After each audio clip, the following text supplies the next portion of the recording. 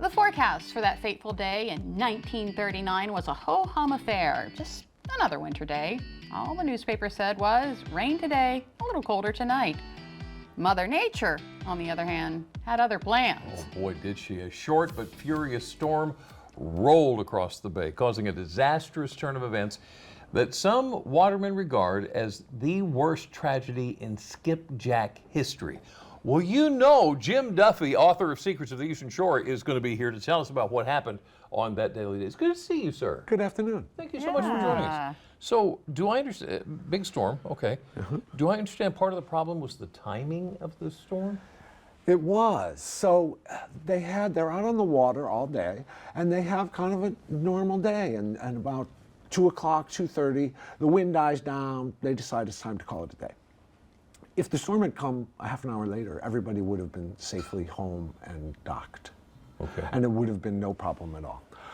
They had no warning. So, you know, Captain Art Daniels, you remember Captain Art Daniels from Deal Island, a long time like dean of the skipjack fleet. Yeah. As a very young man in 1939, he was out on one of the boats. He was in the open Chesapeake Bay.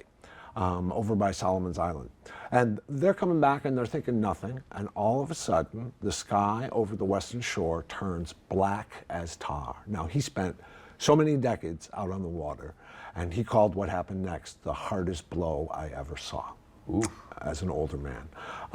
So it was very serious, and his boat stayed afloat, he always said, by sheer luck.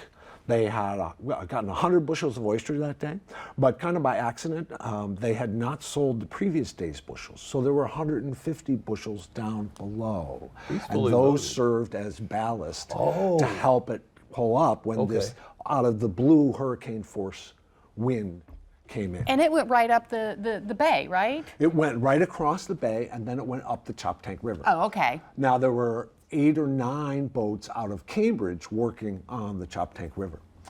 The problem for them was it was foggy on the Choptank. So they didn't even get that little warning when the sky turned black as tar. They couldn't see it. Nobody had time to bring their sails down or do anything.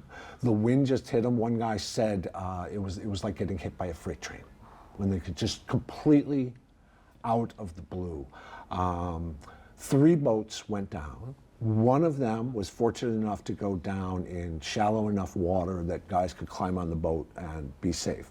But the other 2, 5 guys died on one boat, and five went in on another boat, and 4 of them perished. And it really was. The writer Christopher White, in a book called Skipjack, if anyone is curious, does a wonderful long recreation of this whole scene in a very good book. So there was one that survived? One survived. His name was George Wheatley. Of the many interesting things about George Wheatley, the thing that constantly strikes me when I think about his story is that he was 19 years old. So he's hanging on, he's in the water, and he's hanging on to a lifeboat with all the other 4 guys are all hanging on to an upside down lifeboat. Hypothermia. These watermen know that the February water is cold and they can't stay there for very long. Right. And so one by one, these guys try to climb onto the top of the lifeboat in order to get out of the water. Yeah. And every time they do, the lifeboat flips 360 degrees, throws them off. Somehow, this kid at 19 years old understands what's going on. And every time somebody climbs up on the lifeboat, he lets go of the lifeboat, treads water, and then the lifeboat flips. Then he grabs it again. And he does this over and over again. But he's still in the water. Yeah. Still in a desperate shape. Another boat is coming by, Captain Bill Hubbard on the Geneva May. Sees him, the wind has got him, so he's going at top speed. He only has one chance to throw a rope. He can't turn around in that wind. Throws the rope, and miraculously, miracle number 1 of several miracles, he's able to catch the rope. Now, he's got just a few short seconds before that rope comes taut, and they're going full speed, like 0 to 40 in no time.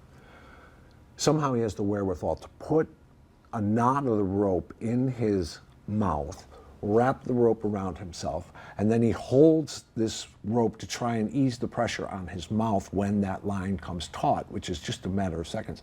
The line comes taut, and he's like body surfing like a porpoise in the middle of this storm, and eventually the guys on the Geneva May reel him up like he's a bushel of oysters. He is completely purple and he is completely passed out. And so a few boats were able to stay up and they got it. And all the guys on those boats and Wheatley all said the same thing, like, I never thought I was going to set foot on land again. That's incredible. You know what this 19-year-old guy did after that?